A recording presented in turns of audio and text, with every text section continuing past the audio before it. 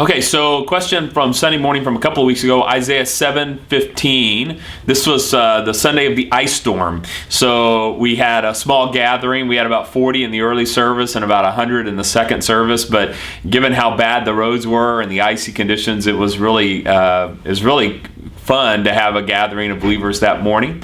There was a question from that Sunday morning, Isaiah 7:15. Does Isaiah 7:15 imply anything about an age of accountability?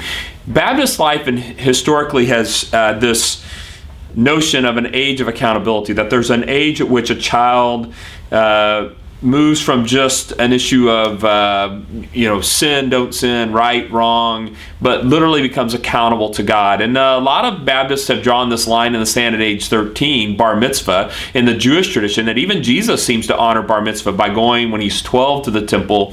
The year before bar mitzvah, the Jewish boys would go and practice for bar mitzvah, which is why they were so shocked to have him encounter them the way he did in the temple. They're like, hey, you're just here for practice. What in the world's going on here? Why do you seem to know so much? And why are your questions so profound? So some Baptists have said it's at 12 when Jesus showed accountability at the temple. Some have said it's 13 in bar mitzvah. Some have said the age of accountability varies from person to person. Others have said the age of accountability doesn't exist in the Bible. It's completely made up. It's completely fictitious. And so what do we do with this?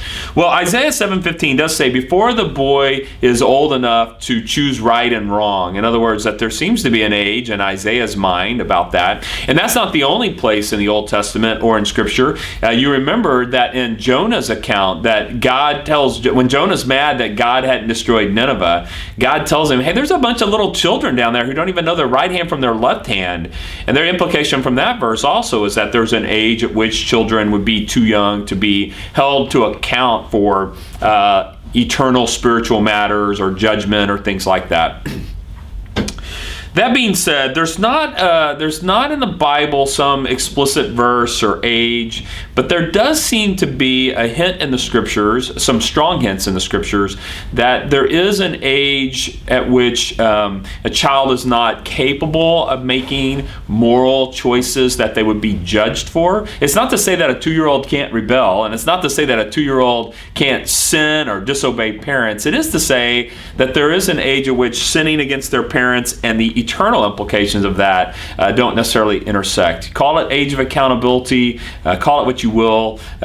Jesus himself even said, when he said, let the little children come to me, for such is the kingdom of heaven. The implication is that even in their innocence, not denying the fact that 2-year-olds are at times rebellious, because they are, that even Jesus in that moment said, this is what the kingdom of heaven is for, the innocence, the, shall we say, the kind of the youthfulness, this childlike faith that occurs in a young child is exactly what the kingdom of heaven is about. And so for adults to get out of our pride and to become more childlike and more dependent and that kind of thing is necessary to enter the kingdom of heaven. And so on the age of accountability, like I said, there's not an explicit statement in Scripture about this, but I agree that Isaiah 7:15, the end of Jonah, Jesus' statement about let the little children come to me, for such is the kingdom of heaven, and some other verses as well, do lend to this idea that really young children, it's not to say they're perfect, but are probably not being held to eternal account or judgment over decisions they make. And for parents, the goal here is to help them as best as we can to make really good choices and wise choices, because those habits at times have a way of playing out into the rest of their life. And so disciplining our kids to, put them in timeout or give them an occasional swat if they are doing something dangerous or harmful or something like that, or something that shows a real rebellious heart. Those kinds of things that try to help them break those patterns that can be detrimental in their personal behavior later. But the reality is those children, and apparently according to God's accountability, is that they are still viewed as innocent or incapable of making eternal type moral choices.